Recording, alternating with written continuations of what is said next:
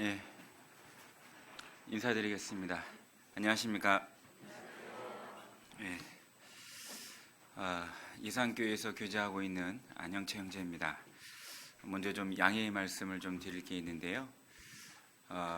예산교회가 건축 중에 있습니다. 그래서 제가 규모가 작은 교회이기 때문에 이제 현장에서 건축소장 일을 하면서 일을 보고 있어서 제가 이발이 안 돼 있어요. 그래서 단정치 못한 것에 대해서 좀 양해해 주시고, 그래서 현장에 또 있다 보니까 얼굴이 많이 그을려 있는데 제 이름이 형채인데 형채를 알아보지 못하더라도 좀 양해 부탁드리겠습니다. 기도하시겠습니다. 살아계시고 역사하시는 하나님, 오늘도 주님의 이름으로 이 모인 한 자리에 주님을 만나고 주님의 성령의 역사를 기대합니다. 부족한 자의 입술을 가르쳐 주셔서 오직 주님의 능력과 성령의 역사만 있기를 간절히 바라고 원합니다. 중랑교회 형제 자매님들 복음만을 위해서 걸어가고 주의 복음을 전파하기 위해서 살아가고 있습니다. 때에 맞는 은혜와 축복을 주님이 주시길 간절히 부탁드립니다. 이 교회가 날로 부흥이 되어 주님 보시기에 합당한 교회로 되어지기를 간절히 소망합니다. 오늘 이 시간 또 충계 수양회가 진행 중에 있습니다. 말씀을 듣는 모든 분들에게 구원이 임할 수 있도록 도와주시길 부탁드립니다. 저희를 죄에서 구원하여 주신 예수님 이름으로 기도드렸습니다. 아멘. 요한복음 11장을 보겠습니다.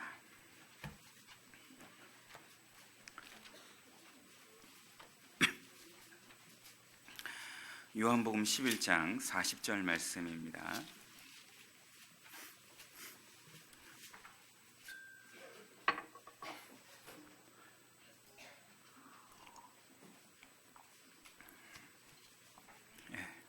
오늘 믿음의 선택이라는 주제로 함께 공부해 보도록 하겠습니다. 40절 말씀을 제가 읽어드리겠습니다.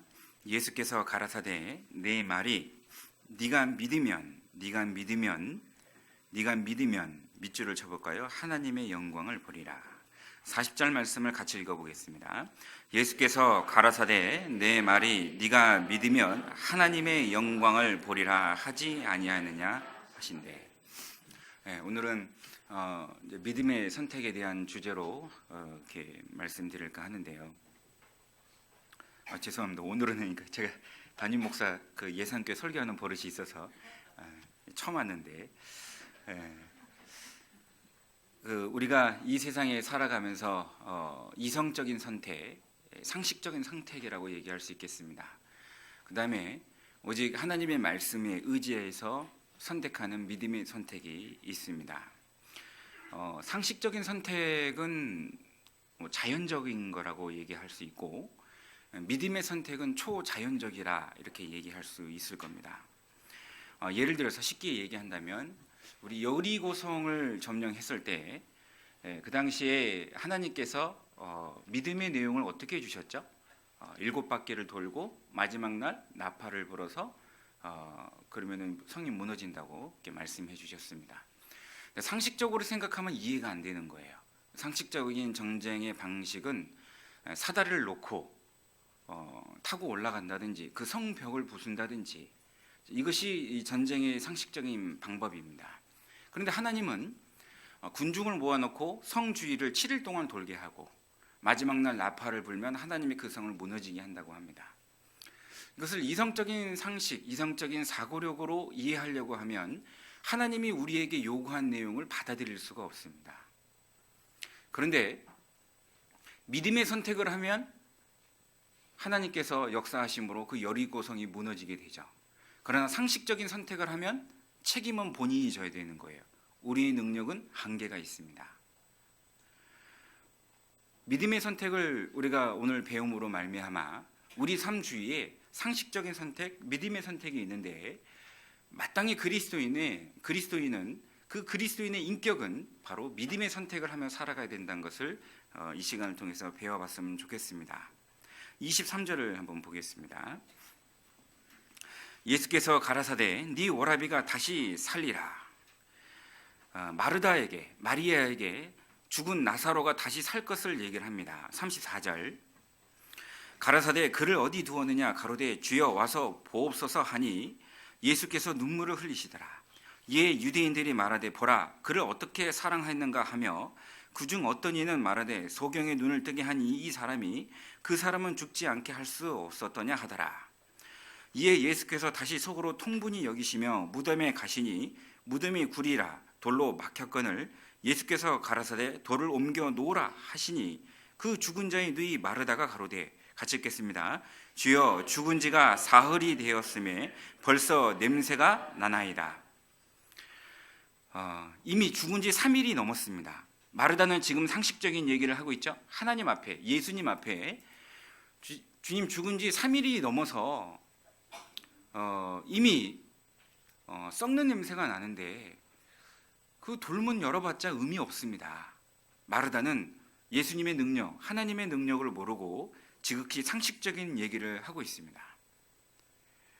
그녀에게 필요한 것은 상식적인 내용이 아니라 바로 그 상식을 뛰어넘는 믿음이 필요했습니다. 우리의 삶은 상식을 논하고 있는 것이 아니라 우리의 삶은 바로 믿음의 선택. 내 생각으로는 도저히 이해가 되지 않지만 성경이 그런다면, 하나님 말씀이 그렇게 했다면 과감하게 그 믿음의 선택을 할 수 있는 그 내용이 필요한 겁니다. 이 마르다는 예수님 앞에서 믿음의 선택을 하지 못했어요. 상식적인 얘기를 했습니다. 여러분 한번 생각해 보세요. 우리 삶 가운데 혹시 하나님의 말씀에 순종하며 믿음의 선택을 하는 경우가 많은지, 아니면 내 생각, 내 고집, 상황에 따라서 내가 이해하는 대로 선택하며 살아가고 있지 않은지, 여러분의 삶이니까 여러분이 잘 아실 겁니다. 어떻게 말씀대로 다 순종하고 살아? 혹시 이렇게 얘기하고 계시는 분이 있지 않은지 모르겠습니다. 그러나 성경, 하나님이 우리에게 요구하는 삶은 기록된 말씀대로 살아가는 것을 요구하고 있습니다. 그러면 우리가 믿음의 선택을 할 수 있는 이유가 있어야 될 거 아니에요. 믿음의 선택을 할 수 있는 이유는 크게 몇 가지가 있는데, 첫 번째는 하나님이 약속해 주신 거예요. 하나님이 그 약속을 들어주시겠다고 했기 때문에 그런 겁니다. 여리고성을 내가 무너뜨리겠다고 약속해 주셨죠. 방금 23절을 다시 보시죠. 예수께서 가라사대 네 오라비가 다시 뭐하리라? 살리라. 마르다는 분명 자기 오빠가 살아난다는 것을, 그 약속을 받았습니다. 받았음에도 불구하고 그 약속을 붙잡지 못하니까, 하나님을 믿지 못하니까 무너지게 된 거죠. 못 믿게 된 겁니다.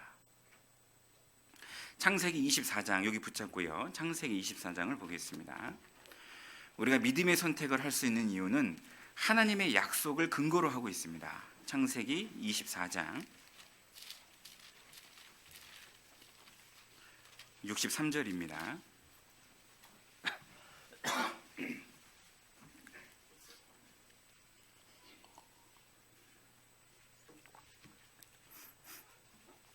이삭이 저물 때에 들에 나가 묵상하다가 눈을 들어 봄에 약대들이 오더라. 이삭이 묵상을 하다가라는 표현이 나옵니다. 이삭이 하나님의 말씀을 묵상했겠죠. 이삭이 지금 자기와 결혼할 그 여자를 맞이하고 있습니다. 이삭이 결혼할 나이, 그 사람의 나이가 얼마인 줄 아세요? 40세입니다. 그 당시에 따지면 40살에 결혼한 거 좀 늦죠? 그러죠? 이삭이 40세에 비로소 결혼을 하게 되는데, 저는 이제 처음에 이 구원을 받고, 제가 95년도에 구원을 받았는데요. 보통 이제 성경을 창세기 궁금하잖아요. 그래서 읽어 나가는데 이 말씀이 좀 궁금했어요. 왜 이렇게 늦게 결혼을 했을까? 67절을 보면, 67절에 보면 이삭이 리브가를 인도하며 그 모친 사라의 장막으로 들이고 그를 취하여 아내를 삼고 사랑하였으니 이삭이 모친 상사 후의 위로를 얻었더라. 이 말씀을 근거로 하면 이삭이 결혼할 때 어머니가 죽었음을 알 수 있죠. 아버지는 살아계시고 어머님은 죽었음을 알 수 있습니다. 이삭은 아브라함의 나이 100세, 어머니의 나이가 몇 세죠? 90세 때 이삭이 태어나게 됩니다. 그래서 제 짧은 생각에 그때 처음 성경을 읽었을 때는 아브라함의 나이 100세, 그리고 그의 어머니 사라의 나이 90세 때 이삭이 출생을 한 겁니다. 그러니까 그렇게 늑동이를 낳으니까 얼마나 이쁘겠어요. 그래서 이 사라가 이삭을 붙잡고 결혼을 안 시켰나 보다. 제 짧은 생각에 그렇게 생각을 했었어요. 왜냐면은 저도 지금 큰애가 지금 중학교 2학년이고 중학교 3학년입니다. 그리고 둘째가 초등학교 6학년, 막둥이도 있습니다. 국가에 충성하고 있습니다. 지금 초등학교 1학년 들어갔어요. 근데 저희 자매도 저희 막둥이 그 남자아이인데 그 가끔 그러는 거예요. 이름이 유한이거든요. 유한아, 너는 커서 장가 가지 말고 엄마랑 살자. 그런 얘기 하는 거예요. 그래서 그런 모습 보면 이 엄마가 너무 이제 이삭 그 아이가 너무 귀하잖아요. 그죠? 그래서 품 안의 자식이라고 이렇게 자꾸 이렇게 비닐하우스 식으로 키우다 보니까 나이 40세 먹도록 장가를 보내지 않았나 보다. 그래서 하나님이 사라를 죽였나 보다 이런 생각을 했어요. 왜냐하면 이삭이 장가를 가서 대를 이어서 번성을 해야 되는데 이 엄마가 이게 꾹 잡고 있으니까. 그래서 이게 제 짧은 생각입니다. 그때 청년 때 그렇게 생각을 했었는데 그 출애굽기에 보면 그런 내용도 있잖아요. 모세가 사명을 받고 나갔는데 하나님이 할례를 하라고 했어요. 근데 자기 아들을 할례를 못했죠. 그래서 하나님이 그 모세를 죽이려고 하니까 시보라가 어떻게 했어요? 급하게 자기 아들을 할례를 해버립니다. 그럼 그 아내가 모세에게 뭐라고 해요? 당신은 나의 피의 남편이라 이렇게 얘기하죠. 그러니까 하나님 앞에 사명을 받은 자가 그 사명을 행하지 않을 때 하나님이 직접 개입하셔서 역사하는 경우가 있어요. 이삭이 나이가 40세인데 결혼을 못하고 있어요. 그러니까 하나님이 개입해서 사라를 먼저 죽였는. 보통 여자가 오래 더 살잖아요. 그죠? 남자보다. 중랑은 안 그러세요? 남자보다 보통 여자가 오래 살고 성경도 남자보다 여자가 더 오래 사는데 사라가 먼저 죽은 거예요. 남편의 나이가 10살이 더 많음에도 불구하고 사라가 먼저 죽었어요. 그래서 그 생각을 해봤지만 근데 성경이 뒷받침하고 있지 않죠? 그래서 그 생각을 이제 접었는데요. 근데 훗날 또 저희 자매가 제 막둥이한테 너는 엄마랑 같이 살자 그 얘기 듣고 이 여자 위험한데 그런 생각도 좀 해봤습니다. 아무튼 이제 중요한 것은 무엇을 얘기를 들으려고 하냐면 자 보세요. 이삭이 나이 40세가 되도록 결혼을 못하고 있습니다. 그런데 그 이삭은 조급해하지 않았어요. 왜 그랬을까요? 63절을 다시 보겠습니다. 이삭이 저물 때 들에 나가 무엇을 했죠? 묵상하다가. 이삭이 무엇을 묵상했는지를 아셔야 됩니다. 당연히 하나님의 말씀을 묵상했겠죠. 아브라함은 하나님께 받은 약속들을 이삭에게, 자기 아들에게 유언처럼 얘기했을 겁니다. 이삭은 그 말씀을 그대로 받았을 겁니다. 하나님은 우리 족속으로 말미암아 축복을 받고 그리고 우리 족속이 국가가 돼서 많은 자손들이 번성할 것을 알고 있었어요. 그 말씀을 묵상하고 있었기 때문에 나이 40세가 되도록 총각이었지만 마음이 조급하지 않은 거예요. 저는 이제 성남교회에서 전도사로 있다가 담임 목사 안수를 받고 전라남도 지도교회로 첫 담임 목회지로 나갔습니다. 그러고는 작년에 예산교회로 발령을 이렇게 받고 왔는데요. 성남에 있으면서 그 청년들 이렇게 결혼 중매를 좀 이렇게 하면서 청년들을 이렇게 보면서 조금 아쉬운 게 무엇이냐면 우리 교단의 특성상 자매님들이 많아요. 그죠? 그리고 또 공부도 잘해요, 자매님들이. 그 비율이 자매님들이 많다 보니까 결혼에 대한 걱정들이 많아요. 근데 하나님이 주신 약속, 하나님이 분명히 하나님이 짝지어 주신 짝이 있다 그랬어요. 하나님이 짝지어 주신 짝이 있다 그랬어요. 그 말씀을 믿는다면 예수님이 직접 얘기하신 거예요. 이삭처럼 그 말씀을 묵상하고 있는 자라면 조급하지 않을 건데 현실과 하나님의 말씀과 상반되는 거예요. 하나님은 하나님이 짝지어 주신 짝이 있다고 했음에도 불구하고 나이가 차 가는데 아직도 결혼 못한 내 현실에 조급하고 불투명한 미래 때문에 불안해하고 그런 부분 때문에 하나님을 의지하는 의지하지 못하는 모습이 나오는 겁니다. 믿음의 선택은 먼저는 하나님의 약속이 내게 어떻게 주어졌는지를 정확하게 알아야 됩니다. 이 말씀이 여러분의 말씀이고 이 말씀이 이제 내 것입니다. 그렇기 때문에 하나님의 말씀을 믿을 줄 알아야죠. 하나님이 내게 주신 약속을 믿을 줄 알아야 됩니다. 로마서 1장을 한번 보겠습니다.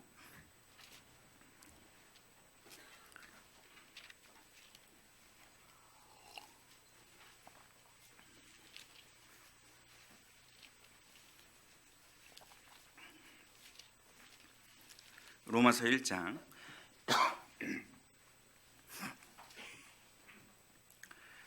1절 예수 그리스도의 종 바울은 사도로부터 부르심을 받아 이 복음이 누구의 복음이라고 얘기하고 있죠? 하나님의 복음이에요. 왜요? 하나님께서 우리를 어떻게 구원해 주실지 계획하셨기 때문에 하나님의 복음입니다. 근데 이 복음이 9절에 보겠습니다. 9절 내가 그의 아들의 복음 안에서 이제 이 복음이 누구의 복음이래요? 예수님의 복음이래요. 왜냐하면 복음을 하나님이 계획하셨고 예수님이 그 복음을 성취하신 거예요. 십자가의 죽으심으로 말미암아 하나님의 뜻을 이루신 거죠. 그래서 이 복음이 이제 누구의 복음인 거죠? 예수님의 복음이 된 겁니다. 2장 로마서 2장을 보겠습니다. 16절 같이 읽겠습니다. 곧 내 복음에 이른 바와 같이 하나님이 예수 그리스도로 말미암아 사람들의 은밀한 것을 심판하시는 그날이라. 여기서 내 복음, 누구의 복음이라고 얘기하고 있죠? 내 복음, 바울 자신의 복음이래요. 바울 참 교만한 사람이네. 그게 아닙니다. 바울이 내 복음이라고 얘기한 것은 무엇이냐면 바울이 그 복음을 체험했다는 뜻입니다. 하나님이 계획하셨고 예수님이 성취한 그 복음을 사도 바울이 정확하게 믿었고 그 말씀이 이제는 내 복음이 된 겁니다. 그래서 나의 복음이라고 얘기하는 거예요. 이제 이 말씀은 나의 말씀이고 하나님이 내게 주신 이 말씀은 나의 말씀이고 나의 약속이고 내 복음이 된 이유는 무엇이냐면 우리도 하나님의 복음을 체험했기 때문에 그렇습니다. 천사는 우리가 영원한 세계에 들어가면 천사는 당연히 우리의 능력 아래에 있을 겁니다. 그러나 지금 우리는 육신의 눈으로 하나님을 볼 수 없듯이 천사의 능력 아래에 있습니다.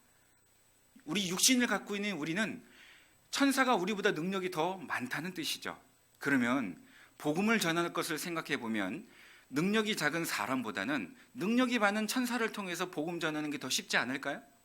그렇게 생각할 수 있습니다. 근데 하나님은 천사를 통해서 복음을 맡기지 않았어요.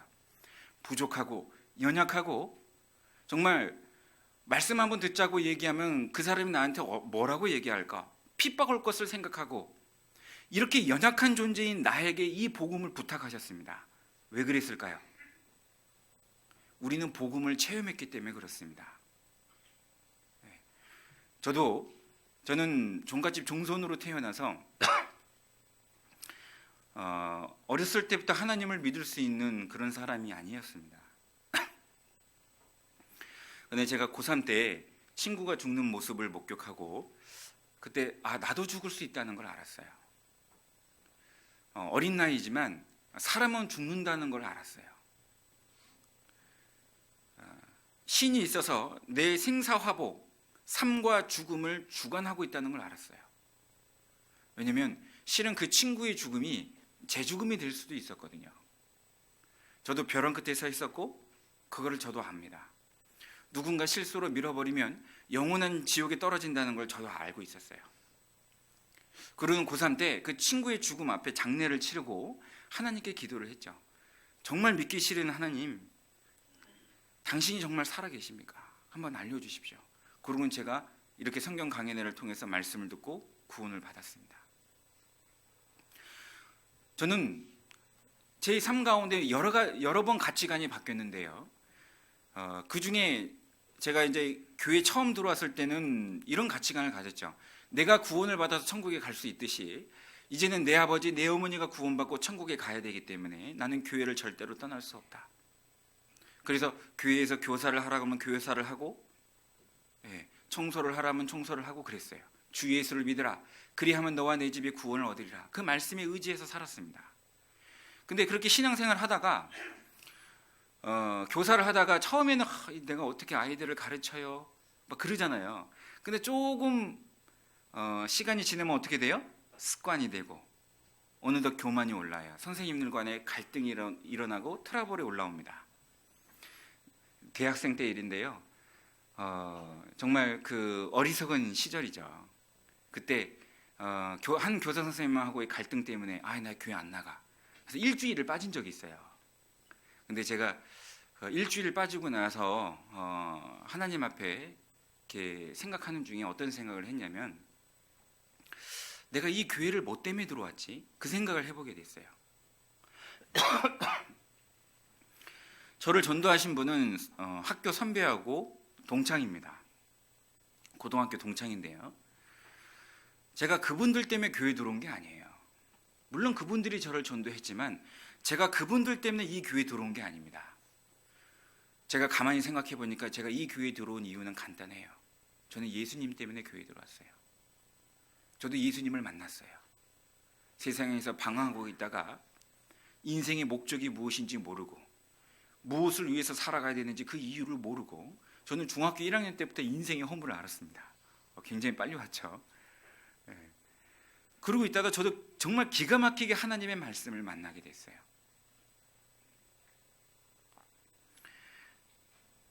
이제는 우리의 복음이 된 거고 내 복음이 된 겁니다. 여러분의 말씀입니다. 그 약속의 말씀이 믿음의 선택을 할 수 있도록 능히 우리 붙잡아 줄 수 있는 겁니다.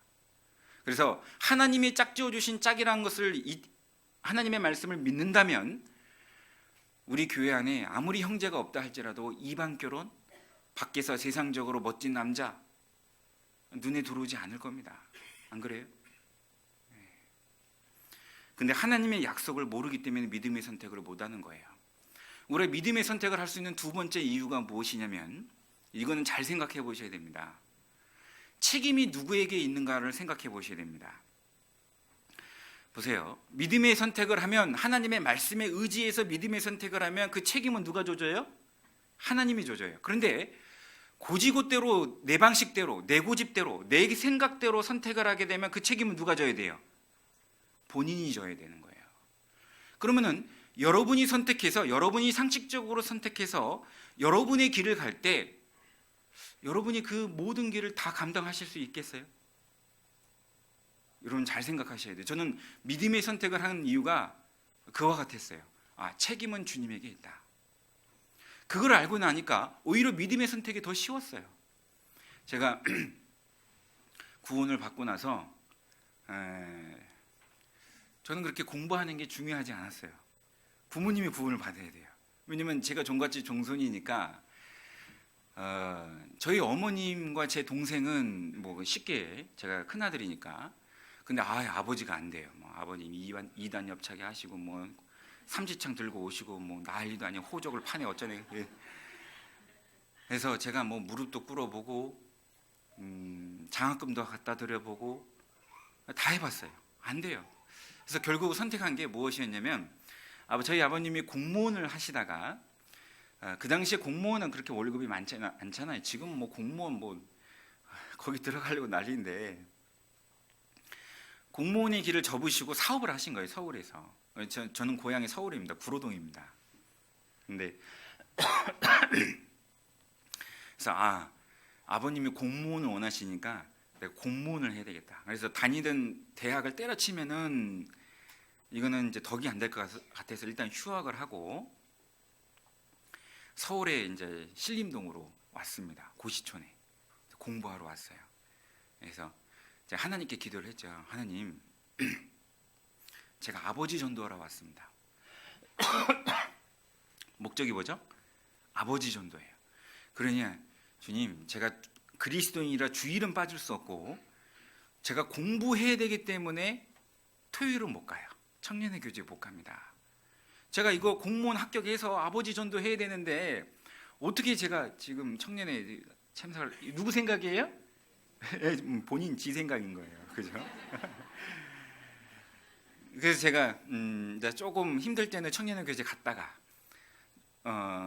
대부분 안 갔어요. 근데 시험에 붙었습니다. 붙고 나서 그럼 그렇지. 역시 하나님께서는 내 기도를 들어 이제 아버지 전도할 일만 남았군. 근데 면접에서 떨어진 거예요. 제가 딱 필기 붙고 나서 이제 필기 붙으면 이제 다 붙었을 거라고 생각했는데 면접에서 떨어진 저는 추후에 생각도 못했습니다. 그 면접에서 딱 떨어지고 나서 그때 제가 깨달은 것이 무엇이냐면은 내가 목적지를 향해 달려갈 수는 있지만 그러나 하나님이 주시지 않으면 내가 받을 수가 없구나. 이걸 그때 알았어요.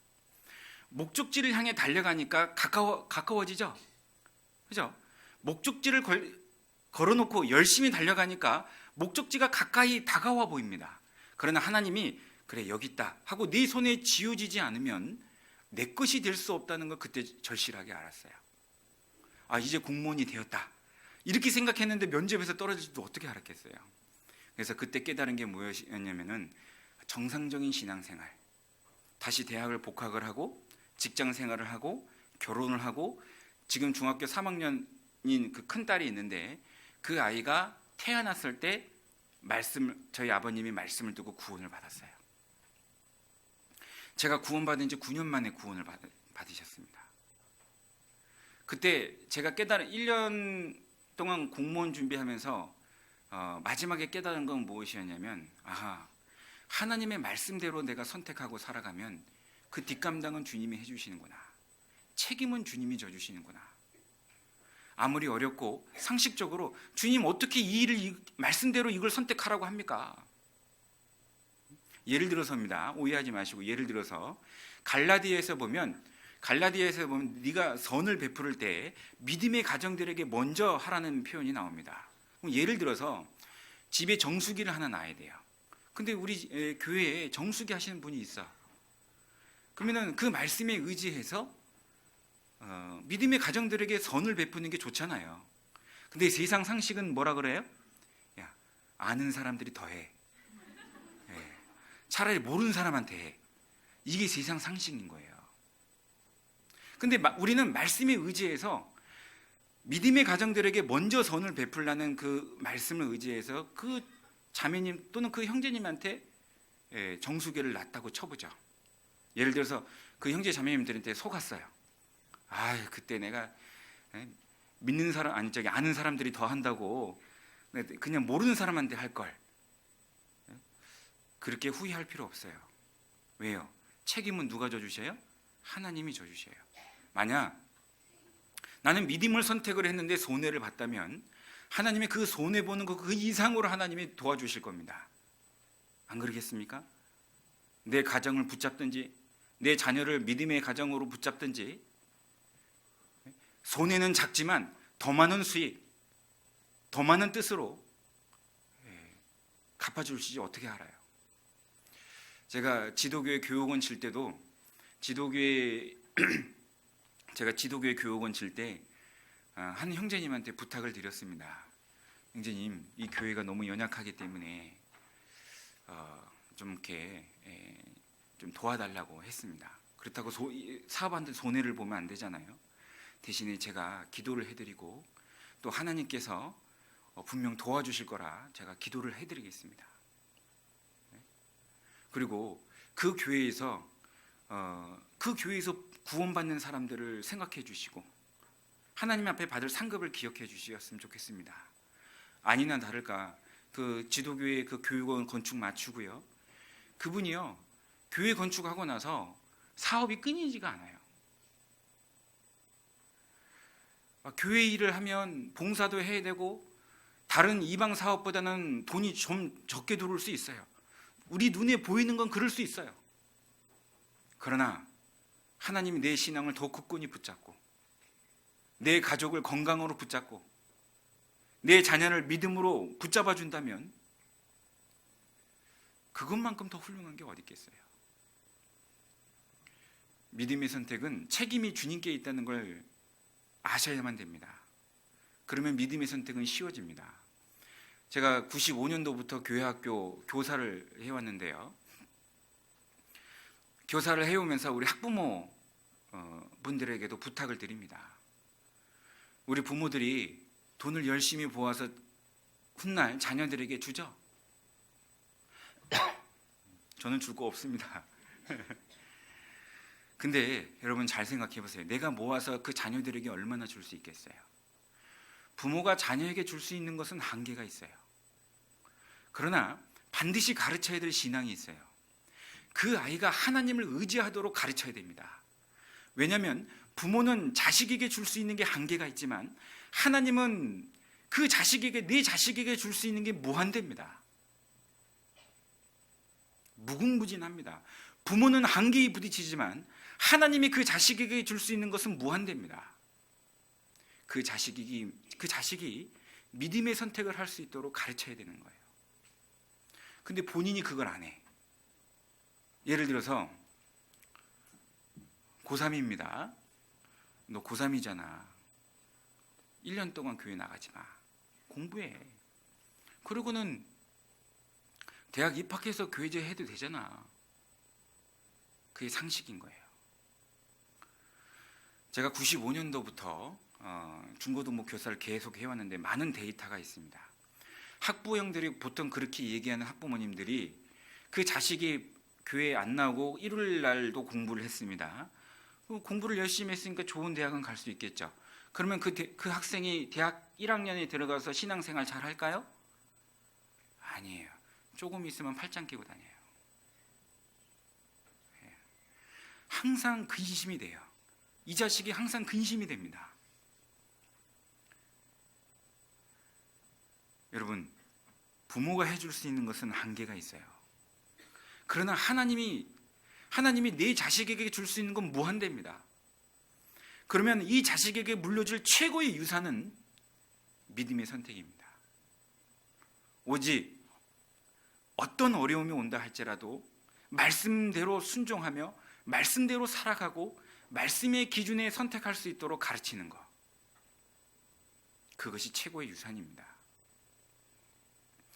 자신의 방법대로 자기가 원하는 대로 하면은 기쁠 것 같죠? 여러분이 경험하고 있잖아요. 저도 그렇게 살아봤습니다. 내가 원하고 내가 바라고 내 뜻대로 하면은 그것이 기쁨인 줄 알았어요. 근데 조금 지나면 그것이 고통으로 다가와요. 왜냐하면 감당할 수 없는 책임이 내가 져야 되기 때문에 그런 거예요. 여러분 조금만 생각해 보세요. 그 선택의 기로 앞에서 과연 이 책임을 누가 져야 될 것인가? 상식적인 선택이 있고 믿음의 선택이 있는데, 그래, 하나님의 말씀에 순종함으로 내가 말씀에 믿음의 선택을 하게 되면 주님이 책임져 주신다고 했어. 그거 얼마나 쉬울까요?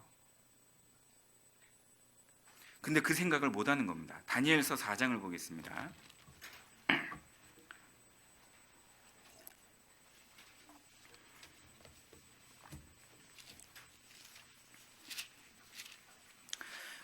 다니엘서 4장 10절.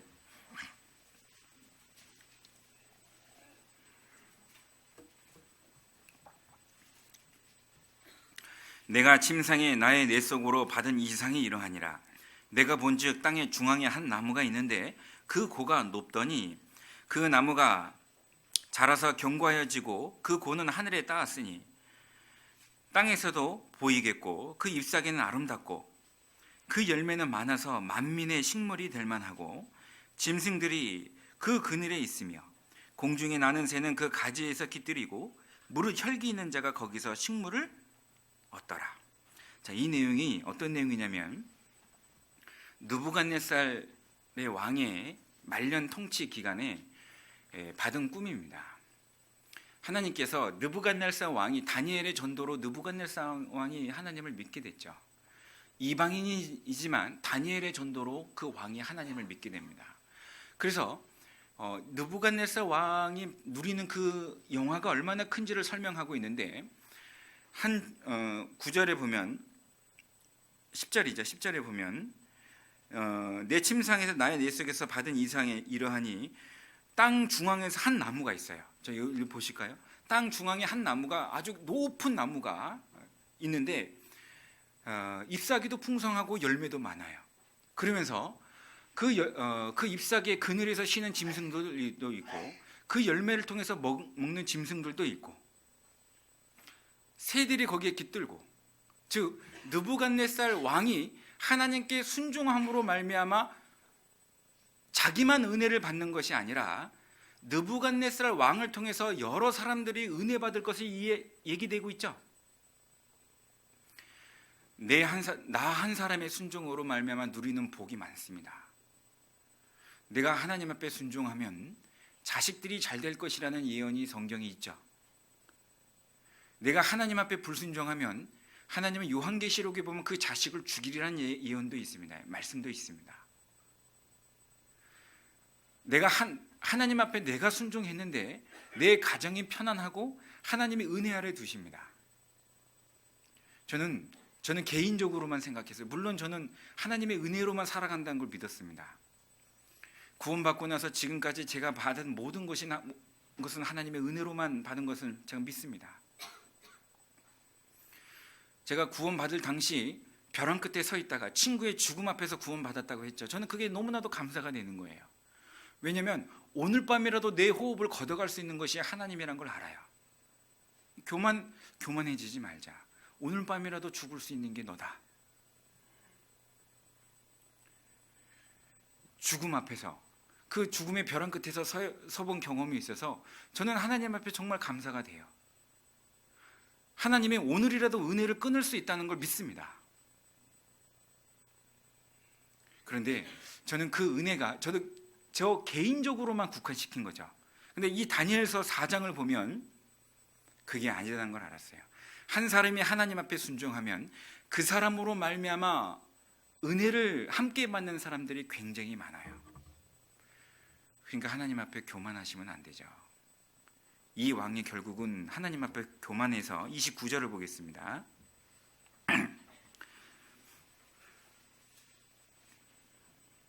27절 그런즉 왕이여 나의 가난한 것을 받으시고 회개하라는 뜻입니다. 다니엘이 회개하라고 얘기를 합니다. 그런데 29절에 보면 12달이 지난 후에 내가 바벨론 궁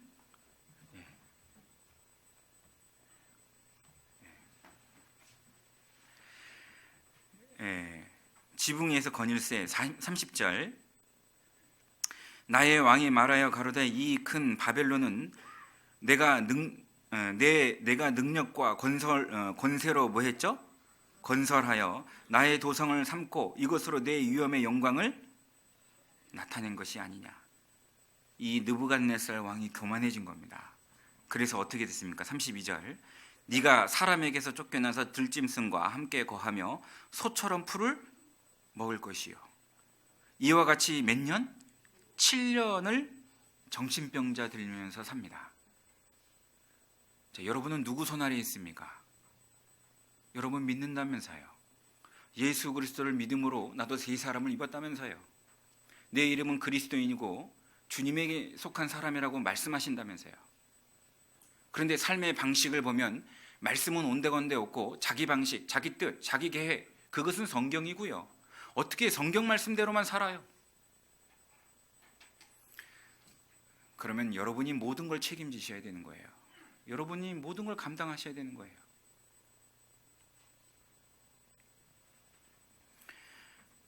우리는 그리스도인입니다. 믿음의 선택을 하며 살아가는 그리스도인입니다. 하나님이 여러분 편이라는 것을 잊지 마시기 바랍니다. 그러면 이제 그런 질문을 드려요. 제가 이제 우리가 믿음의 선택을 할 수 있는 이유가 뭐라고요? 약속이 있다. 두 번째는 책임을 누가 져주신다? 하나님이 져주신다. 그렇기 때문에 우리는 믿음의 선택을 할 수 있다. 이렇게 이제 얘기를 하게 되면 그러면 그 약속해 주신 말씀과 책임을 져주신다는 그 하나님을 어떻게 믿냐 이거. 그렇게 얘기하면 그분은 하나님 자체에 대해서 의심을 하시는 분이죠. 근데 저는 항상 그 말씀 앞에 그 하나님의 인격을 생각합니다. 하나님의 인격은 100% 선이다. 나에게 있어서 가장 진실하신 분, 거짓말이 없으신 분, 하나님의 인격은 100% 선하신 분이기 때문에 나에게 주신 약속이 거짓말이 될 수 없으며 그분의 책임도 회피하지 않는다는 걸 믿는 거예요. 로마서 3장을 보겠습니다.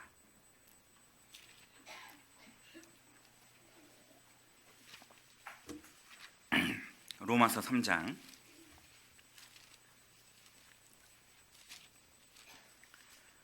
4절.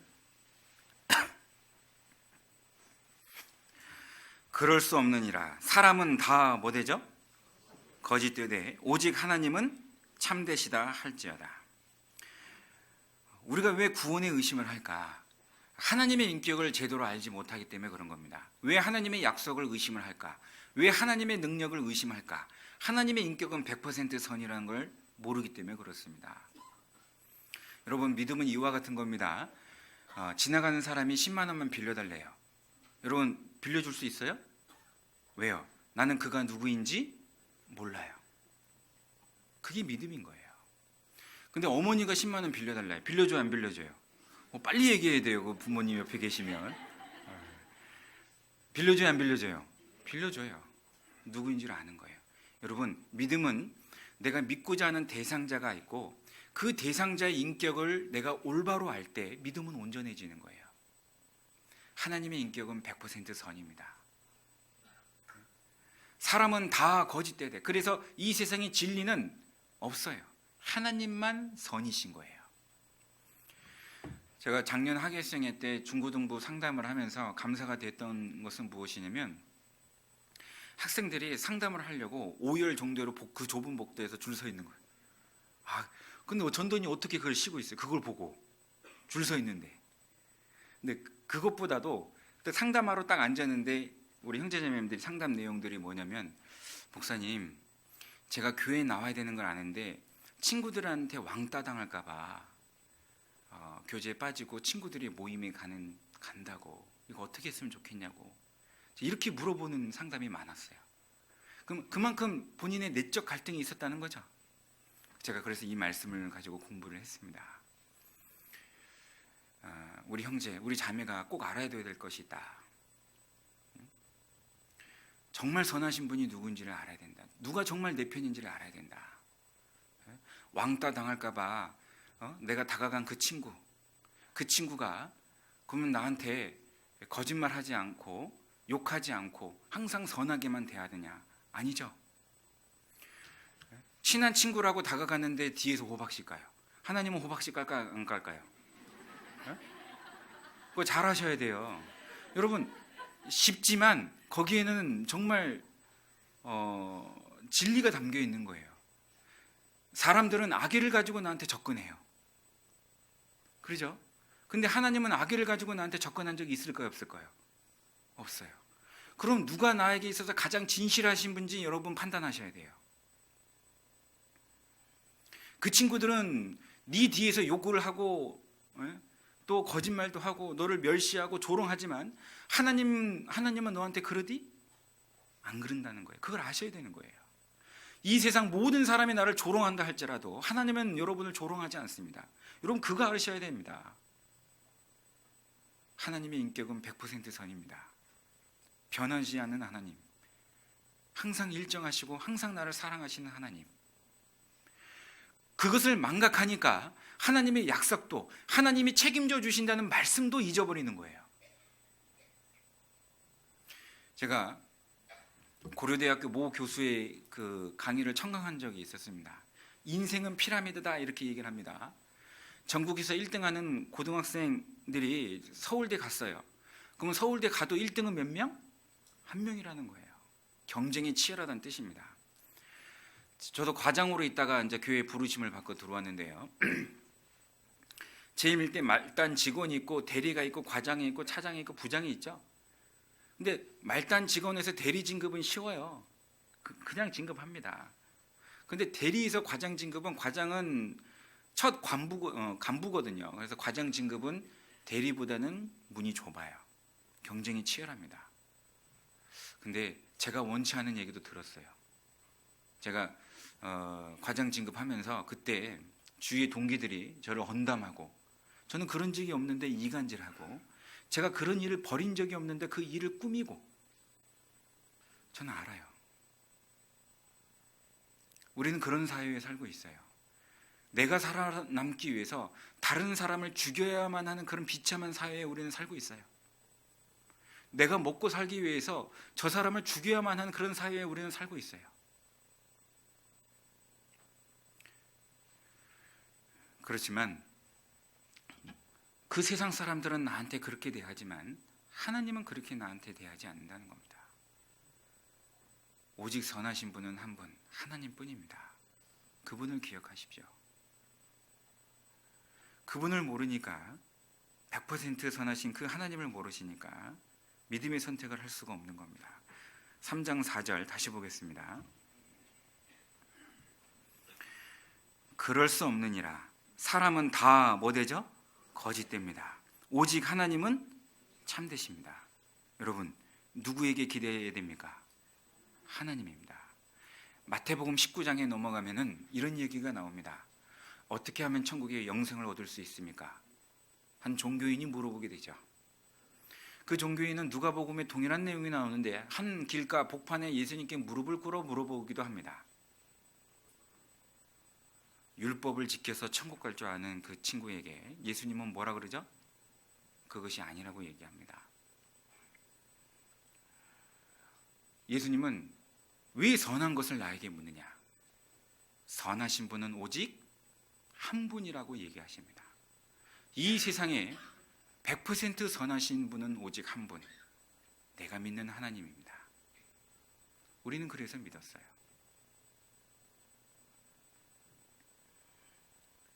그런데 그렇게 믿은 우리가 너무나도 중요한 선택의 기로 앞에서 세상 사람과 별 차이 없이 상식적인 선택을 하고 있다면 여러분의 믿음은 무엇인지 어떻게 증거하실 거예요? 요한복음 11장 다시 넘어가겠습니다.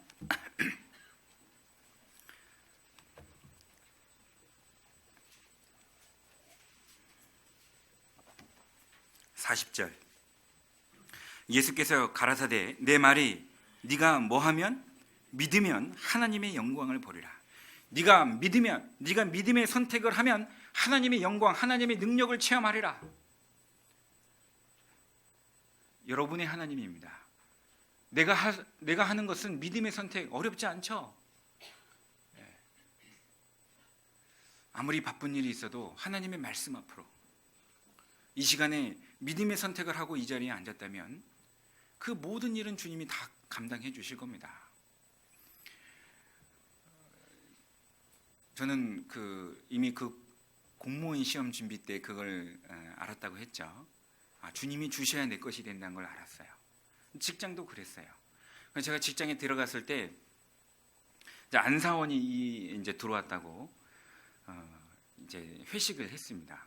회식을 했는데 부장이 저한테 술을 따는 거예요. 그래서 그럼 그리스도인은 어떻게 믿음의 선택을 해야 돼요?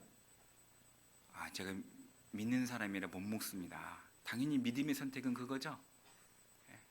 근데 많은 유혹이 와요. 요거 한 잔만 먹어. 저기 내가 알고 있는 목사도 먹던데 그 목사는 가짜죠 뭐. 반 잔만 먹어. 근데 야, 너 이거 먹으면 너 초고속 승진 내가 보장해 줄게. 필요 없어요. 안 먹어요. 그날 뭐 회식장 난리 났죠. 분위기 쎄하고 뭐 상 뒤집어 엎고 같이 입사한 동기들이 난리가 난 거예요. 제 내일 아침에 이제 책상 없어. 책상 없기는 아무 일 없어요. 믿음의 선택을 하십시오. 마태복음 13장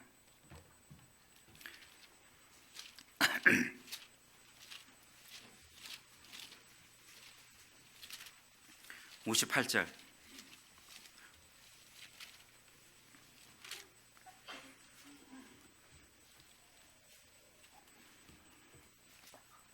같이 읽겠습니다.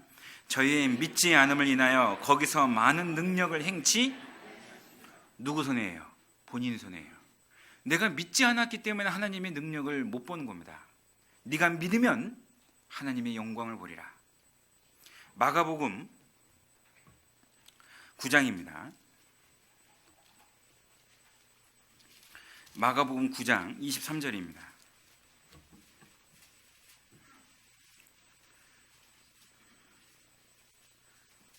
같이 읽겠습니다.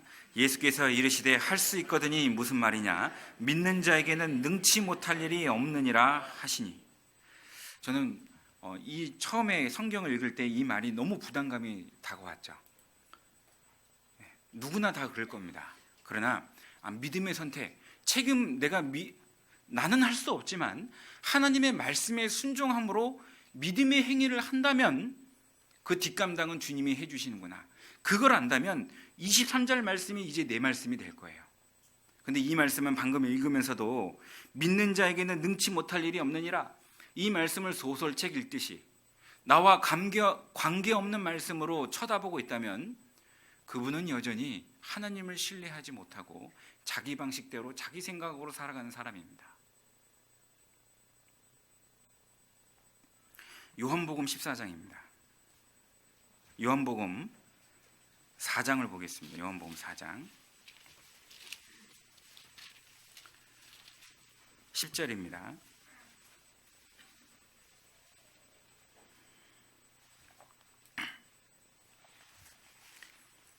예수께서 대답하여 가라사대 네가 만일 하나님의 선물과 또 내게 물 좀 달라 하는 이가 밑줄을 쳐보세요. 누구인 줄 알았다면. 같이 읽겠습니다. 네가 그에게 구해야 했을 것이요 그가 생수를 내게 주었으리라. 누구인 줄 알았더라면. 예수님께서 요단강에서 세례를 받으시고 사역지인 갈릴리로 올라가고 있었습니다. 그때 사마리아 여인을 만나게 되죠. 그 사마리아 여인이 예수님을 몰라보게 되니까 예수님이 던진 말입니다.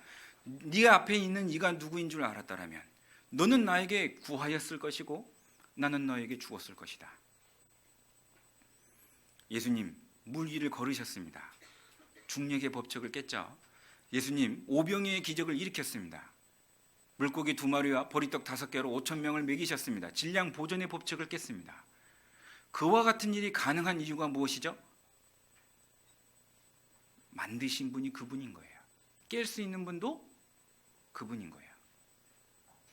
예수님이 설교할 때 몇천 명이 들었습니다. 그때는 스피커도 없었는데 어떻게 그 사람들이 다 알아먹었을까? 그것이 하나님의 능력입니다. 지금 네 앞에 있는 이가 누구인 줄 알았더라면 너는 나에게 기도했을 것이다. 내가 믿고 있는 하나님이 누구인 줄 인정하신다면 여러분은 아무리 힘들어도 기도할 것이고 하나님은 들어주셨을 겁니다. 네가 믿으면 하나님의 영광을 보리라. 믿지 않음으로 하나님의 능력을 볼 수 없는, 믿는다고 하면서 불쌍한 사람처럼 살아가는 인생. 예수님을 믿는다고 하면서 하나님의 능력을 체험하지 못하는 인생. 우리의 삶은 그렇게 되면 안 됩니다. 제가 성남에 전도사로 있을 때 여기도 물론 대형 병원들이 많죠. 근데 성남에도 대형 병원들이 굉장히 많습니다. 그러면은 지방에서 부모님 전도케 해달라고 전화가 와요. 그럼 제가요, 근데 들어주죠. 당연히 전도해야죠. 근데 제가 아쉬운 게 뭐냐면 제가 그분에게도 그래요. 근데 막상 전도하러 가면 중환자실에 있거나 중환자실에서 상담을 얼마나 길게 하겠어요. 그냥 얼굴만 보고 나올 수밖에 없는 상황인 거예요. 제가 그래요. 제가 다음엔 그러지 말라고 권면 한마디 합니다. 형제님, 자매님, 왜 부모님이 조금 더 기력이 있을 때, 말씀을 받을 수 있는 시간이 있었을 때, 부모님이 조금 더 젊었을 때 왜 전도하지 않고 이제 죽음의 눈앞에서 이제 막 얘기하시냐고. 여러분, 죽음 앞에 있으면요 믿을 수 없어요. 제가 이제 죽음 앞에 서 있는 사람들 이렇게 전도하러 가서 말씀 듣고 믿으시면 눈 이렇게 깜빡깜빡 해보세요. 그걸 어떻게 확인할 거예요? 그래서 눈 깜빡깜빡해서 믿는다고. 뭐 그 상황에서는 위로 차원에서 믿었다고 이렇게 얘기해 줄 수는 있겠죠. 그러나 여러분 그 믿음이 정말 정확한 믿음인지 확신할 수 있습니까? 적어도 내 아버지, 내 어머니, 내 자식만큼은 천국에 가는 것이 맞지 않아요? 그러면 그분이 정신이 온전할 때, 믿음을 가질 수 있을 때, 그분이 믿음을 온전히 갖고 있다는 것을 확신할 수 있을 때 전도를 했어야죠. 근데 제가 그 전도하러 그 병원에 들어가면 그냥 엘리베이터를 탈 수가 없어요. 엘리베이터를. 그러면 이제 제가 계단으로 올라갑니다. 여긴가 해서 계단 문을 딱 여는데 중환자실입니다. 그러면은 중환자실의 보호자는 대부분 좋은 얼굴로 있지 않습니다. 씻지도 않고 깨지지 하죠. 근심의 얼굴. 그래서 제가 그 얼굴 모습을 딱 보면요, 금방 딱 들어오는 생각이 무엇이냐면, 하나님, 저분들 기도했으면 좋겠습니다. 저분들 누군가에게 기도했으면 좋겠습니다. 저분들 너무나도 힘들어하고 있습니다. 바로 하나님께 기도했으면 좋겠습니다. 그렇게 하나님께 기도하고 보니까 이제 어리석은 제 모습이 보이는 거예요. 나는 기도할 수 있어요, 없어요? 나는 기도할 수 있어요. 돼지 가족들이 소풍 가듯이 자기는 쏙 빼놓고 나는 기도할 수 있는데 네 앞에 있는 이가 누구인 줄 알았다라면 명심하십시오. 내가 믿고 있는 하나님은 능력자입니다. 근데 왜 그 주님을 신뢰하지 못합니까? 어려운 상황에 할 때 우왕좌왕하십니까?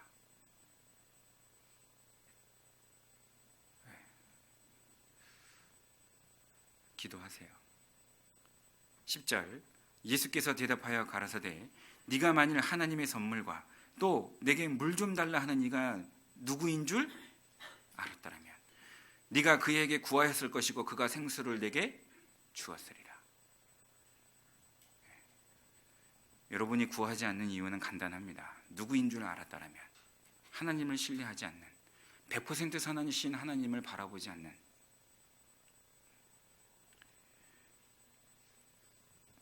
여러분 누가복음에 있는 내용 잘 아시죠? 자기 가부가 자기의 원한을 풀어달라고 그 재판관에게 찾아왔는데 그 재판관이 하나님도 두려워하지 않는다고 했습니다. 근데 그 가부가 귀찮게 하니까 들어준대요, 안 들어준대요? 들어준대요. 그러면서 예수님이 뭐라 그러죠? 하물며 내 아들이겠느냐? 하물며 내 자식이 그렇게 자기 힘들고 고통 중에 있는 것을 기도하는데 내가 가만히 있겠느냐? 내가 안 도와주겠느냐? 그런 얘기를 하셔요. 그러면서 예수님이 그 뒤에 뭐라고 말씀하시죠? 내가 이 세상에 다시 올 때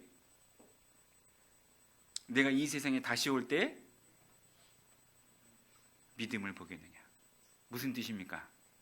기도하지 않는 그리스도인, 말세가 되고 주님이 오시는 때가 가까이 되면 믿는다고 하면서 하나님의 능력을 인정하지 않는 그리스도인.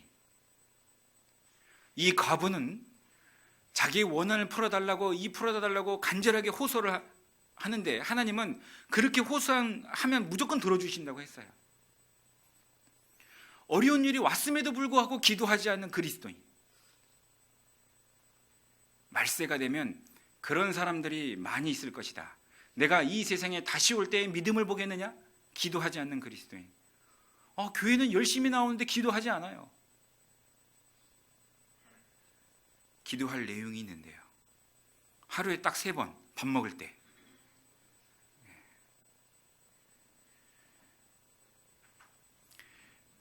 믿음의 선택은 권리가 아니라 여러분의 삶입니다. 마태복음 4장입니다.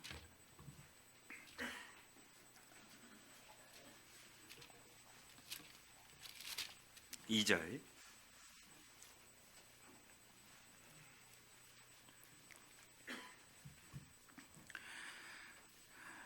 (40일을) 밤낮으로 금식한 후에 줄이신지라. 시험하는 자가 예수께 나와서 가로되 네가 만일 하나님의 아들이거든 명하여 이 돌들이 떡덩이가 되게 하라. 4절 같이 읽겠습니다. 예수께서 대답하여 가라사대 기록되었으되 사람이 떡으로만 살 것이 아니요 하나님의 입으로 나오는 모든 말씀으로 살 것이라 하였느니라 하시니. 자, 믿음의 선택을 해야 된다는 걸 알았으니까요. 이제 남은 시간 그러면 실생활 가운데 우리가 믿음의 선택을 해야 되는 내용을 좀 적용해 보려고 합니다. 근데 이렇게 고민하다가 어떤 내용들이 있을까 보니까 예수님의 3가지 시험이 실제로 우리 삶 가운데 다 있어요. 그러니까 예수님의 3가지 시험은 우리 삶 가운데 벌어지는 3가지 시험과 동일해요. 그래서 예수님의 3가지 시험을 통해서 우리 잘 알고 있죠. 그 내용의 믿음의 선택이 무엇인지를 우리가 정확하게 안다면 우리가 쉽게 넘어지지 않지 않을까 그런 생각을 해봤습니다. 첫 번째는 4절 말씀처럼 3절에 후반부입니다. 하나님의 아들이여든 명하여 이 돌들이 뭐가 되게 하라? 떡덩이가 되게 하라. 이렇게 얘기합니다. 이 첫 번째 시험은 무엇이죠? 눈앞에 있는 현실 문제를 먼저 해결해라. 신앙보다는 그러고는 종교로 둔갑해버리죠. 신앙은 우리의 삶인 거예요. 그런데 어려운 일이 오면은 그건 종교 행위로 치부해버린 거죠. 그래서 어려운 일, 먹고 사는 문제부터 해결해라. 이게 우리에게 주어진 첫 번째 시험입니다. 부부가 결혼을 하면 남녀가 결혼을 하면 부부 생활이라는 또 다른 생활이 주어지듯이 이 부부 생활은 해도 되고 안 해도 되는 게 아니라 내게 주어진 또 다른 삶인 거예요. 내가 구원을 받으면 해도 되고 안 해도 되는 신앙생활이 아니라 이게 이제 내게 주어진 또 다른 삶인 겁니다. 그런데 현실적으로 어려움이 다가오게 되면 신앙생활은 2차로 밀리고 현실 문제, 먹고 사는 문제에만 급급하게 된다는 거죠. 야, 내가 지금 오늘 먹을 밥도 없다. 그런데 무슨 교회를 나가냐? 극단적으로 얘기하면 그런 겁니다. 그러면서 사단이 이렇게 얘기하죠. 3절 후반부에 우리에게 뭐라고 얘기해요? 네가 하나님의 아들이거든. 사단의 이 거짓 속삭임 중에 속삭임이 뭐냐면, 야, 네가 하나님 믿는 사람이라면서, 너 하나님의 자녀라면서, 근데 왜 네 삶은 이렇게 구질구질하냐? 참 그리스도인이 구질구질하다. 야, 너 꼬라지 보니까 하나님 자녀 아닌 것 같다. 이게 사단의 유혹이죠. 쉽게 말하면 이런 거예요. 마태복음 27장을 볼까요? 쉬운 예가 이런 겁니다. 우리도 이러면 안 되는데 마태복음 27장 38절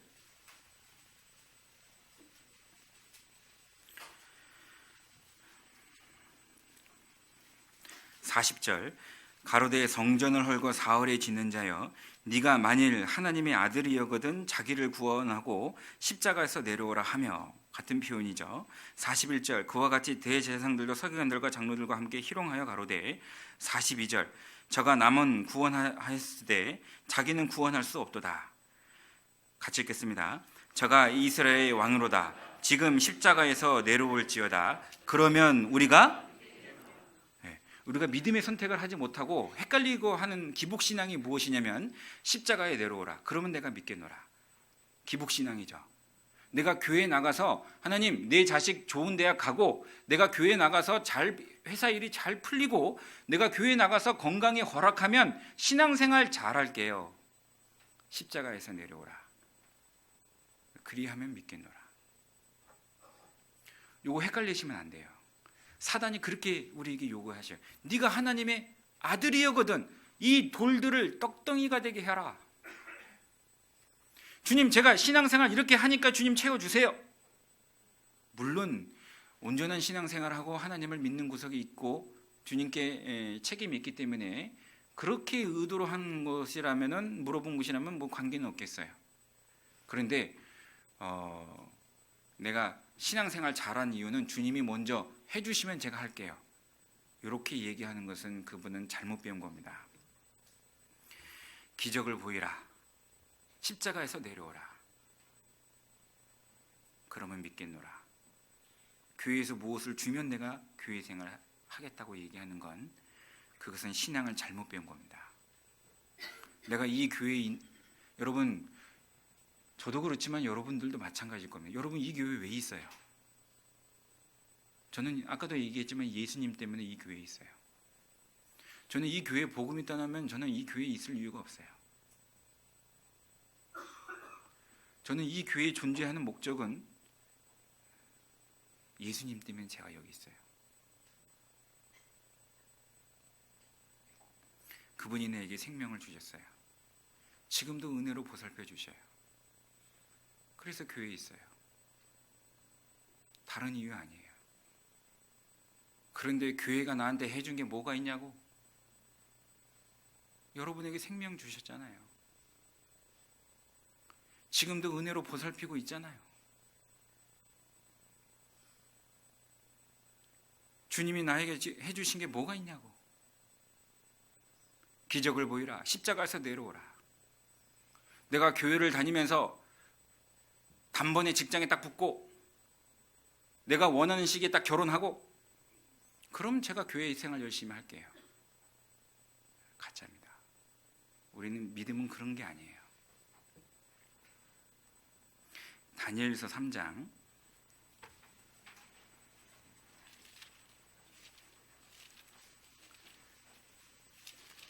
18절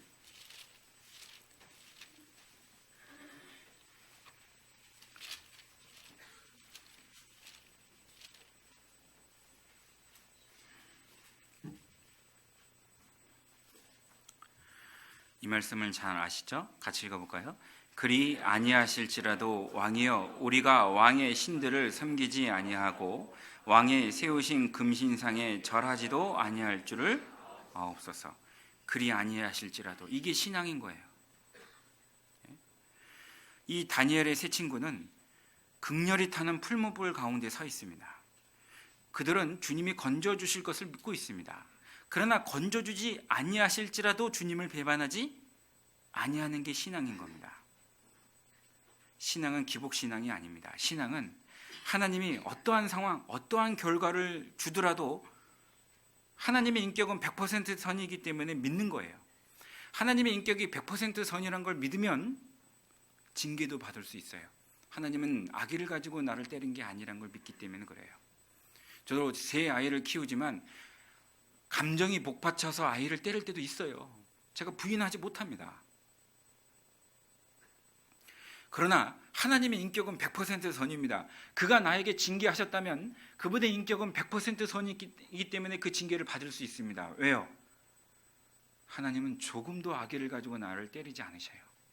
그러면 어떠한 상황이든 어떠한 결과든 그분을 믿고 맡길 수가 있어요.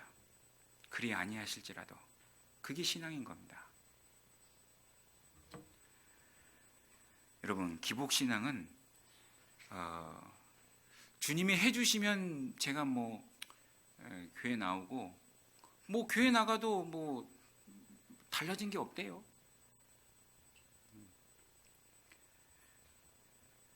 그분은 교회 떨어지면 또 어떤 얘기 하는지 아세요?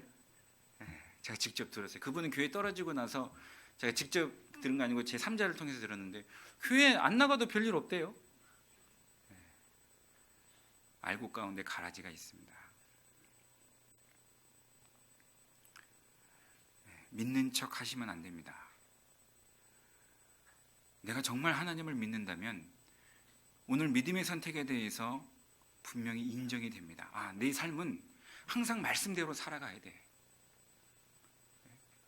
나는 이 교회 보니까 내가 결혼할 남자도 잘 안 보이고 내 이상형이 안 보이는 거예요.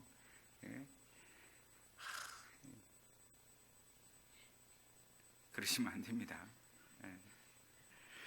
우리 1620년도에 그 추수감사절이 나온 이후 잘 아시죠? 이 청교도들이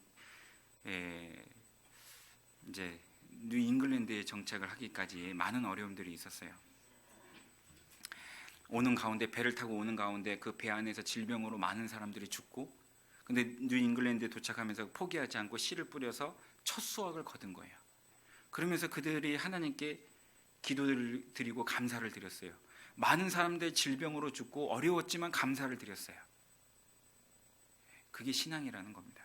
이게 추수감사절의 그 시작이지 않습니까?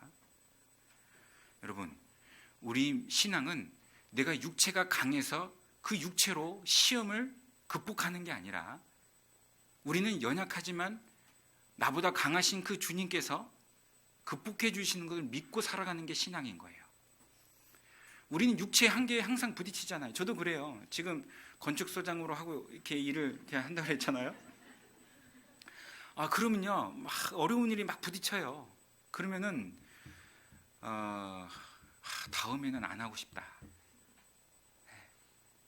주님, 안 하고 싶은, 육신적으로 육신의 한계에 부딪히면 안 하고 싶은 생각이 들어요. 그러나 제가 지금도 계속 기도하고 있는 것이 무엇이냐, 주님, 이게 주님의 뜻이고 이게 복음을 위한 길이라면, 예산교회가 더 나은 복음을 전하고 예산교회가 더욱 복음을 전할 수 있도록 이것이 필요한 길이라면 제가 하겠습니다. 도와주십시오. 그러니까 우리가 육체의 강인함으로 어려운 환경을 극복한다는 것은 그건 세상 사람인 거예요. 우리의 신앙은 그게 아니라 주님을 의지하면서 아무리 어렵다 할지라도 성경에 기록된 말씀대로 순종하면서 살아가는 거예요. 오늘 저녁에 먹을 것이 없어요. 그러나 주님이 오늘 교회로 불러야 나를 가는 거예요. 마태복음 6장에 기록되어 있죠. 너희는 먼저 그의 나라와 그의 의를 구하라. 그리하면 이 모든 것을 너희에게 더하시리라. 그 말씀을 믿으셔야 됩니다. 잠언 3장을 한번 보겠습니다. 그래서 하나님이 내게 주신 약속의 말씀을 잘 기억하는 게 필요합니다. 잠언 3장, 예를 들어서 약속의 말씀들을 잠깐 정리해 볼까요? 3절에 보면, 인자와 3장 1절부터 볼까요? 내 아들아, 나의 법을 잊어버리지 말고 내 마음으로 나의 명령을 지키라. 이건 믿음의 선택이죠. 그죠? 그러면 그 책임은 어떻게 져줘요? 2절. 그리하면, 이 그리하면은 뒤에는 약속의 말씀이고, 그리하면 앞에는 믿음의 행위입니다. 그것이 너로 뭐하며 장수하여 많은 해를 누리게 하며 무엇을 주시지? 하나님이 평강을 주셔요. 3절. 인자와 진리로 내게서 떠나지 않게 하고 그것을 내 목에 매며 내 마음판에 새겨라. 이게 믿음의 선택이죠. 그리하면 하나님과 하나님 앞에 은총과 기중이 여김을 받으리라. 저는 사회생활 하면서 이 3절과 4절 말씀을 꼭 기억했어요. 이거를 잊지 않기 위해서 출근할 때도 일부러 봤어요. 내가 하나님 앞 믿음의 선택은 사람 앞에 잘 보이는 게 아니라, 내가 하나님 앞에 잘 보이면 세상 사람들, 하나님뿐만 아니라 내가 하나님께 잘 보였으니까 하나님이 물론 나에게 잘해 주시겠죠. 그것뿐만 아니라 4절에 뭐라 되어 있어요? 사람과 하나님과 사람 앞에서 은총, 은혜 은자 사랑총입니다. 은혜와 사랑과 기중이 여김을 받으리라. 내가 회사에 출근해서도 부하 직원들한테 존경을 받고, 또 상사분들에게도 존경을 받고 귀하게 여김을 받는 것은 그들에게 아부를 잘해서 사과 한 상자 보내서 그런 것이 아니라, 내가 믿음의 선택을 할 때 하나님의 그 환경을 만들어 주시는구나. 명심하셔야 됩니다. 5절. 너희는 마음을 다하여 여호와를 의리하고 내 명체를 의지하지 말라. 6절 같이 읽겠습니다. 너는 범사에 그를 인정하라. 그리하면 내 길을 지도하시는 믿음의 선택은 뭐예요? 5절. 너는 마음을 다하여 여호와를 의리하고. 제가 이제 이 말씀을 묵상하다가 마음을 다하여, 이게 뭘까? 마음을 다하여 주님을 의뢰하고, 주님, 이게 마음을 다하여 주님을 의지한다는 게 뭘까요?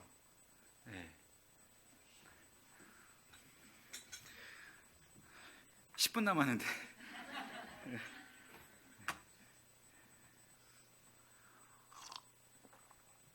고맙습니다. 예. 그래서 주님, 이게 마음을 다하여 주님을 의지하는 게 뭘까요? 이렇게 물어본 적이 있었어요. 그때 제가 그때 깨달은 게 뭐였냐면은, 오늘 믿음의 선택이니까 이제 마음을 다하여 주님을 의지하는 게 이런 겁니다. A라는 선택이 있고 B라는 선택이 있는데,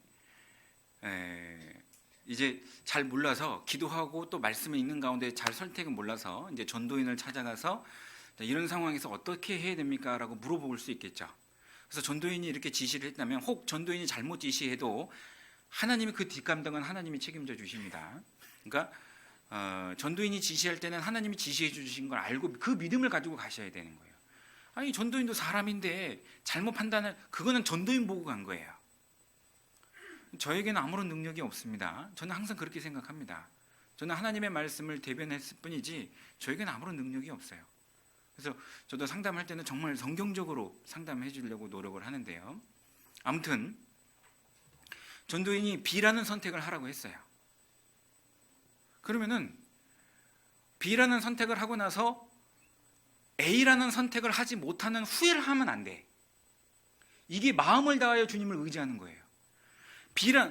전도인과 상담을 해갖고 B라는 선택을 딱 해놓고 A를 자꾸 만지작거리는 거예요. 네, 저렇게 했어도 되지 않았나? 제가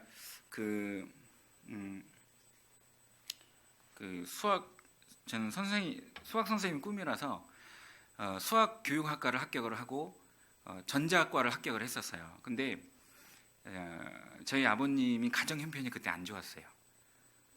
근데 전자과는 국립대고 수학교육학과는 사립대인데 입학금이 2.5배 차이가 나는 거예요. 그래서 제가 이걸 이제 전도인하고 좀 상의를 했어요. 그랬더니 전자과 가래요. 그래서 네 하고 나왔어요. 그래서 저는 전자과 졸업을 했어요.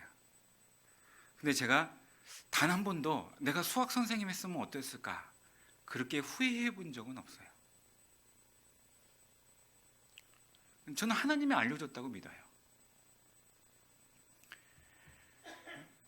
상식적으로는 야, 수학 선생님 더 좋은 거 아니야? 그렇게 얘기할 수 있겠죠.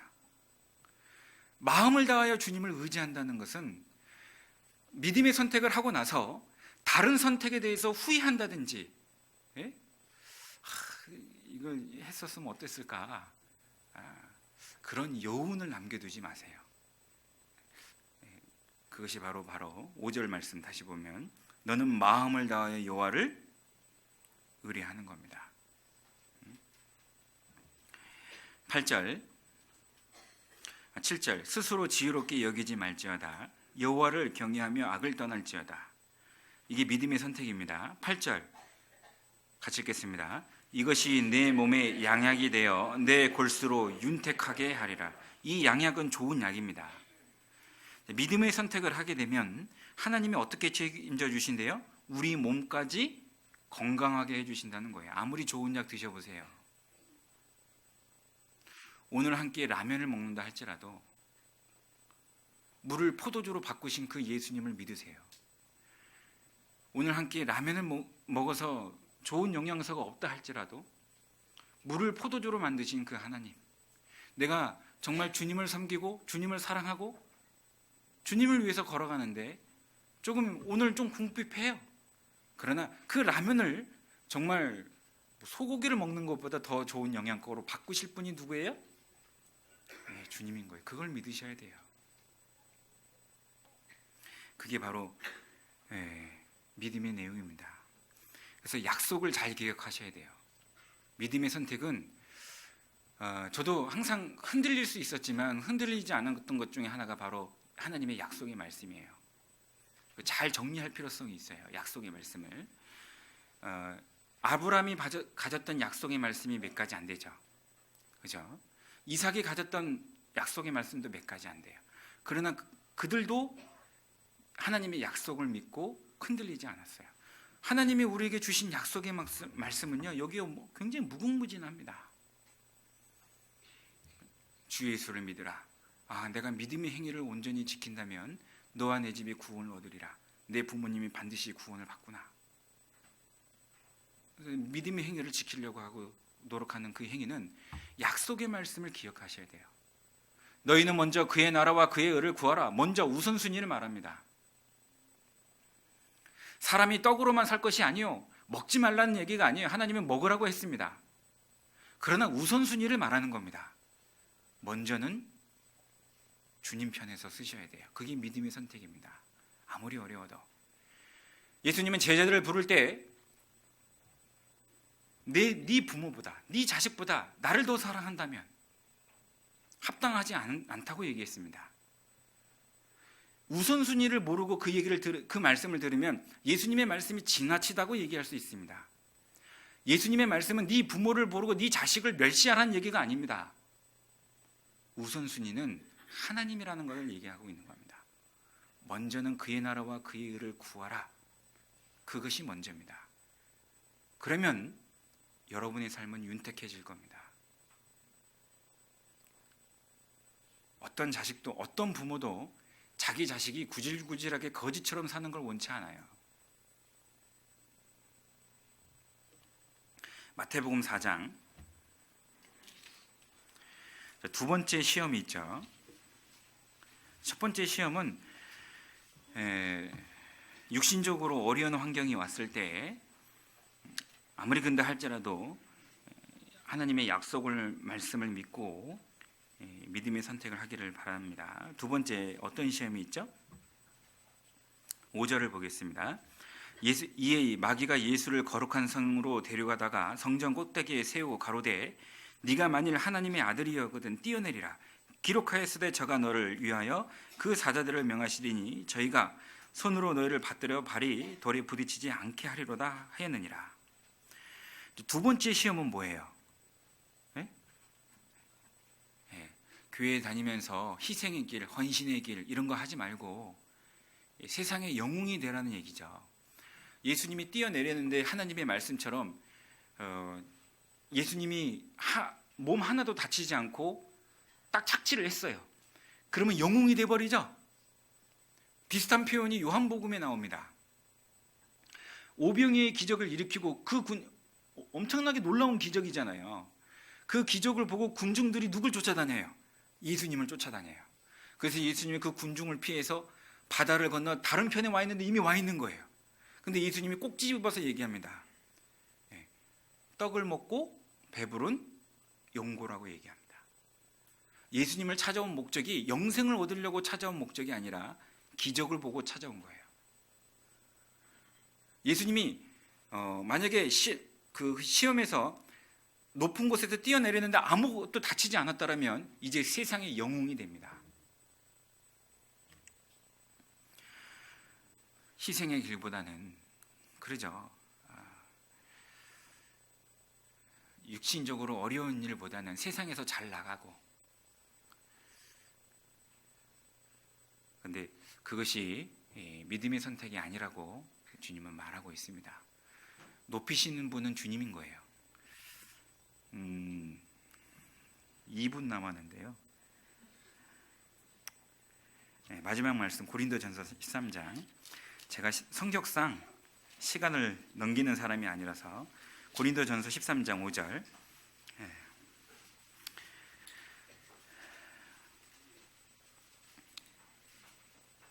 무례히 행치 아니하며 자기의 유익을 구치 아니하며 성내지 아니하며, 같이 읽겠습니다.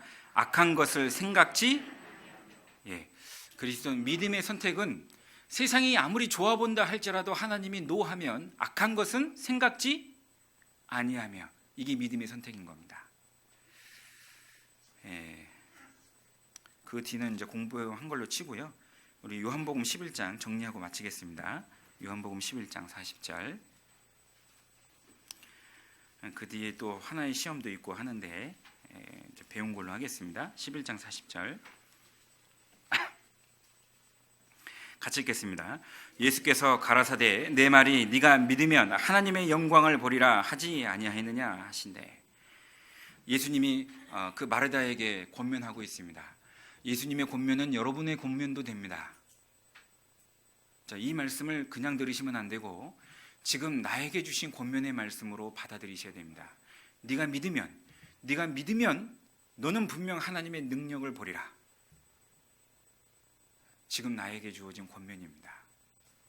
내가 믿지 않았기 때문에 얻지 못하는 것들이 많지 않습니까? 믿음의 선택, 그것은 강요가 아니라 이제 내 신앙의 전부입니다. 주님의 말씀대로 살아간다고 고백도 하고 복음을 위해서 살아간다고 고백도 했습니다. 그런데 그 사소한 선택의 앞에서 상식적인 선택과 믿음의 선택이 있는데 왜 거기서 갈등을 하죠? 올해 저기 이제 월드컵이 있죠? 월드컵 본다고 교회 늦게 나오고 그럴 분 없겠죠. 사소한 것에 실패하는 경우가 있어요. 여러분 그러시면 안 돼요. 오늘은 그 상식적인 선택이 아니라 믿음의 선택을 말씀드리는데 두 가지 이유가 있다고 했습니다. 우리가 믿음의 선택을 할 수 있는 첫 번째 이유는 내게 주어진 뭐가 있어요? 약속이 있어요. 너희는 먼저 그의 나라와 그의 의를 구하라. 믿음의 행위를 먼저 그렇게 하는 이유는 그 뒤에 약속은 뭐예요? 그리하면 이 모든 것을 너희에게 더하시리라. 믿음을 가지세요. 두 번째, 믿음의 선택을 할 수 있는 두 번째 이유, 내가 믿음의 선택을 했을 때 책임은 누가 져주신다? 하나님이 져주신다. 그러나 고지고대로도 본인이 선택하면 책임은 누가 감당해야 돼요? 여러분이 감당해야 돼요. 감당하실 수 있으면 해보세요. 그러나 정말 고통과 쓴 눈물을 흘리게 될 겁니다. 기도하시겠습니다. 살아계시고 역사하시는 하나님 감사합니다. 오늘 저에게 말씀으로 보여주시고 말씀으로 다가와 주심에 감사를 드립니다. 우리 중랑교회 성도님들 언제나 주님만을 위해 살아가고 있습니다. 흔들리지 않는 믿음, 항상 믿음의 선택만을 할 수 있는 그 믿음을 주시기를 부탁드립니다. 저희를 죄에서 구원하여 주신 예수님 이름으로 기도드렸습니다. 아멘. 찬송가 434장 하시겠습니다.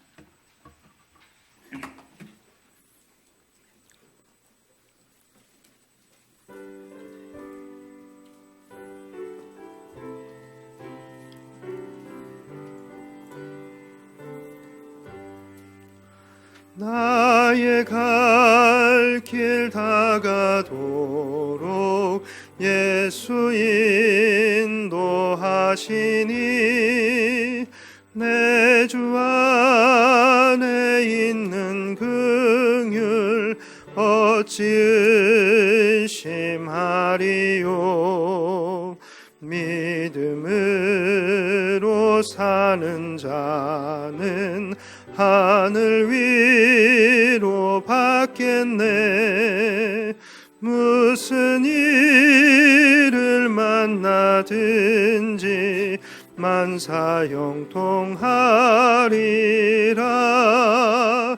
무슨 일을 만나든지 만사형통하리라. 나의 갈 길 다가도록 예수 인도하시니 어려운 일 당한 때도 족한 은혜 주시네. 나는 심히 고단하고 영혼 매우 가라나 나의 앞에 반석에서 샘물 나게 하시네. 나의 앞에 반석에서 샘물 나게 하시네. 나의 갈 길 다가도록 예수 인도하시니 그의 사랑 어찌 큰지 말로 할 수 없도다. 성령 감화 받은 영혼 하늘 날아갈 때에 영영 부를 나의 찬송 예수 인도하셨네. 영영 부를 나의 찬송 예수 인도하셨네.